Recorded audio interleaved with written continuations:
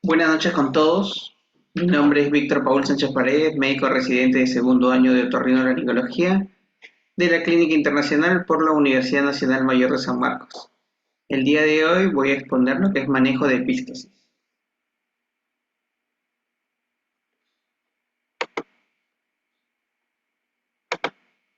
Bueno, primero lo que tenemos que saber es que las epístasis van a constituir un problema de salud sumamente común en las emergencias.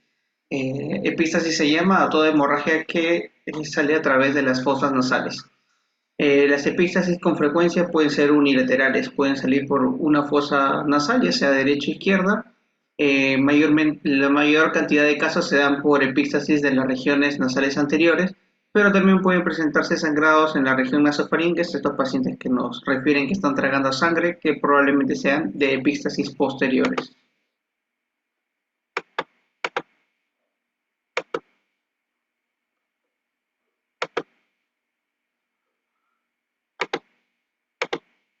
Las epístasis es un motivo de consulta urgente, es uno de los motivos de consulta más frecuentes en otorrinolaringología.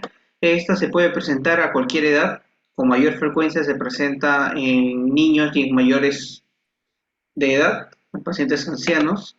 Las epístasis se van a clasificar en dos, en anteriores y posteriores. Tenemos las epístasis anteriores, que es como lo referí hace un momento, son las epístasis o el sangrado de las fosas nasales que es el más frecuente, tiene mejor pronóstico y son dados por las regiones vasculares que van a formar el plexo de Kieselbach, que más adelante lo vamos a explicar.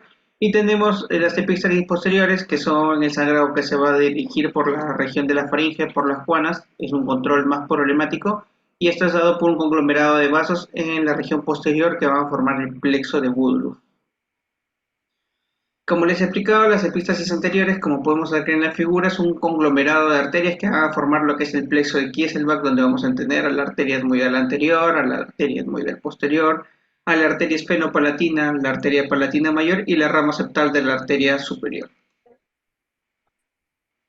Y las epístasis posteriores, vamos a tener, es un conglomerado de vasos que se da en la región posterior, como podemos ver en la figura.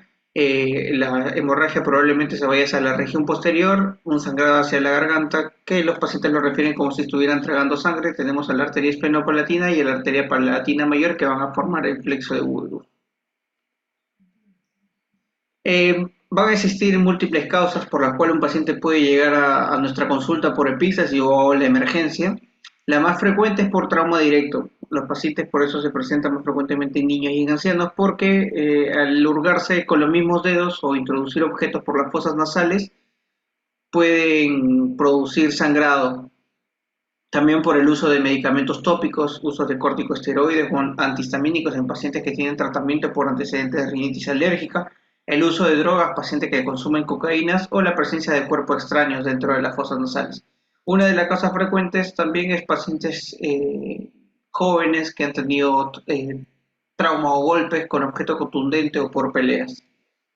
Hay situaciones medioambientales que también van a hacer que los pacientes presenten epístasis, pacientes que viven en zonas con baja humedad, van a producir resequedad e irritación de las mucosas nasales y esto va a producir mayor congestión de las fosas nasales y esto puede producir sangrado, una inflamación local de las mucosas por infecciones virales o por antecedentes de rinitis alérgica.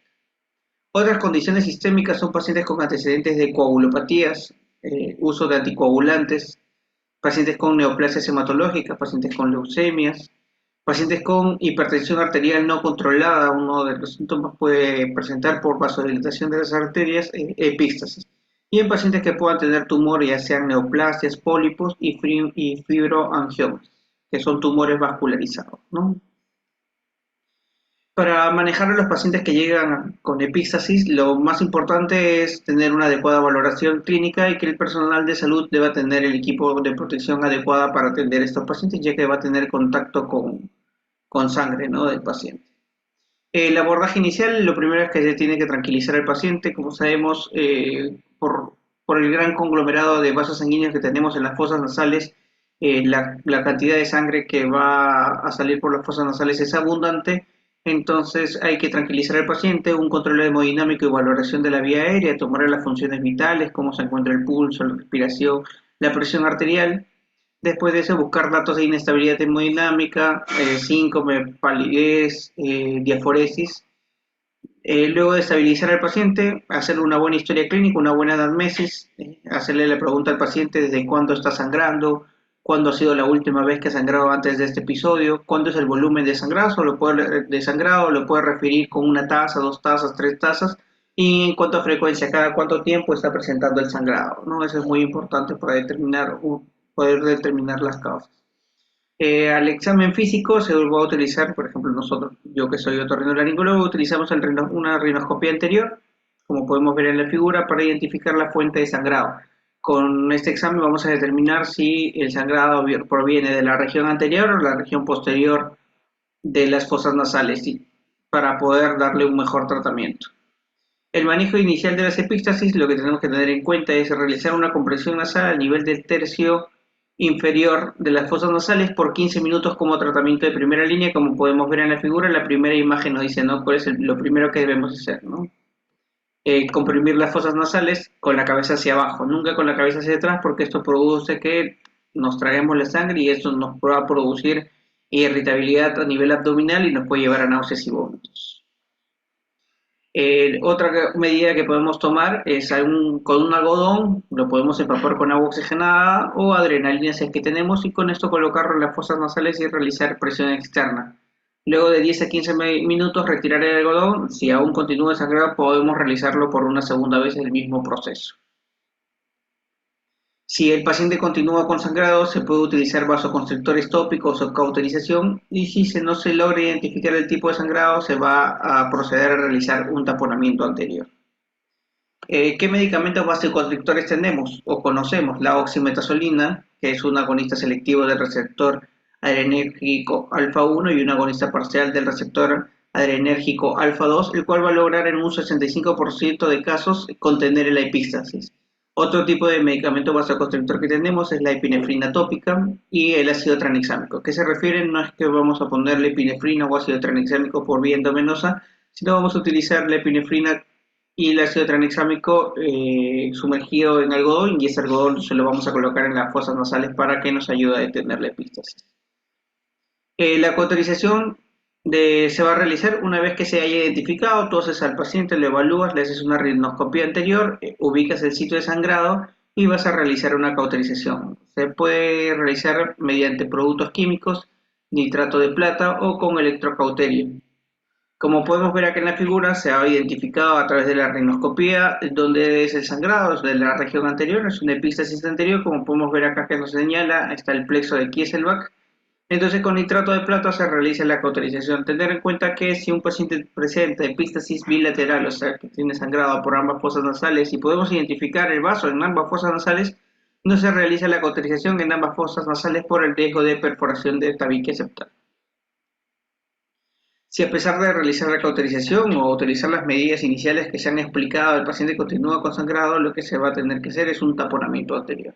Los materiales utilizados pueden ser reabsorbibles y no reabsorbibles. Ocasionalmente, a ambos lados de las fosas nasales pueden presentar sangrado y se va a tener que hacer un taponamiento bilateral para lograr una mejor comprensión, suficiente como para controlar el sangrado. Como podemos ver en la figura, se va a colocar con la ayuda de una bayoneta en las mechas nasales. Se va a colocar, por ejemplo, esta es una técnica de empaquetamiento en las fosas nasales de arriba hacia abajo para detener el sangrado. Como le dije, lo importante para detener el sangrado se debería hacer en ambas fosas nasales para que por compresión detenga el sangrado. Una vez colocado el taponamiento nasal anterior, eh, algunas de las complicaciones que pueden presentar los pacientes con taponamiento nasal son obstrucción nasal, perforaciones del tabique, aspiración, disfunción de la trompa de Eustaquio, reacción a cuerpo extraño y síndrome de shock tóxico. Por eso es muy importante a los pacientes indicarles que tienen que tener tratamiento antibiótico, que van a permanecer con el tapón nasal anterior de 3 a 5 días, citarlo nuevamente por consultorio externo para el retiro de los tapones nasales. Siempre en la historia clínica tratar de anotar cuántos tapones nasales o cuántas mechas nasales se ha colocado en cada fosa nasal para tener la contabilidad al momento de retirarlo. El manejo de la epístasis posterior, como lo explicaba al principio, es más complicado. La función de la epístasis posterior es ocluir la cuana posterior, o sea, la región del orofaringe, con una gasa con la ayuda de una sonda Foley o un catéter con balón nasal inflable. Como podemos ver acá en la figura, a través de las fosas nasales vamos a introducir lo que es una sonda Foley, le vamos a sacar por la boca, vamos a amarrar un pedazo de gasa que le podemos formar para que tenga un tamaño que ocupe la región posterior de la nasofaringe. Vamos a jalar la sonda Foley y el tapón nasal se va a quedar en la región posterior para que nos ayude a detener el sangrado.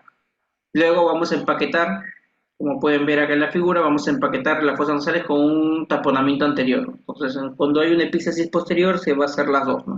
Se hace un empaquetamiento adelante y un empaquetamiento posterior para que nos ayude a detener el sangrado.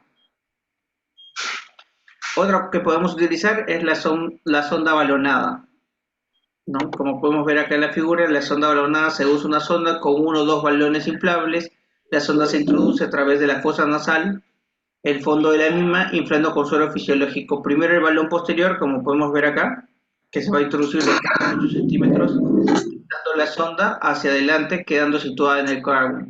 Luego se infla el balón anterior, que puedes introducir de 10 a 25 cc, que se debe vigilar todos los días porque tiene tendencia a disminuir el tamaño, entonces todos los días deberíamos revisarlo para ver si necesita más, insuflarlo un poco más. Esto se va a retirar de 3 a 5 días en el hospital. Es menos agresivo, pero se trata de un material que es caro y desechable. Entonces, estos pacientes que tengan epístasis posterior y se le haya hecho taponamiento en la región posterior y en la región anterior, pacientes deberían ser hospitalizados para una mejor monitorización, ya que estos pacientes por cambios en la fisiología pulmonar pueden presentar cambios importantes a nivel de la presión de oxígeno, ¿no? Los pacientes van a permanecer hospitalizados probablemente de 4 o 7 días con tratamiento antibiótico de amplio espectro endovenoso y el uso de sedantes porque el tapón va a generar dolor. No, probablemente en algunos casos el retiro del tapón nasal posterior se realiza en sala de operación. Hay pacientes que pueden presentar epístasis recurrentes o persistentes que a pesar de que nosotros hemos hecho, ¿no?, la maniobra de compresión nasal, le hemos cauterizado, le hemos puesto taponamiento anterior, taponamiento posterior, el paciente continúa con el sangrado. Esos pacientes directamente van a ingresar a sala de operaciones. Y tenemos dos opciones, la ligadura arterial o la embolización. Se puede utilizar con el objetivo de ocluir la fuente de sangrado. La ligadura endoscópica transnasal de la arteria espenopalatina y la ligadura en la arteria etmoidal son eficaces para las epistales intratables con bajas tasas de fracaso y complicaciones. Entonces, para tener en cuenta, las epístasis normalmente tienen buen manejo, tienen buen pronóstico, pero siempre hay que tener en cuenta que como las fosas nasales son lugares muy vascularizados, el sangrado puede ser abundante. Es importante tranquilizar al paciente cuando llegue a emergencia y explicarle al paciente el procedimiento que se le va a realizar. Eso sería todo. Muchas gracias por todo.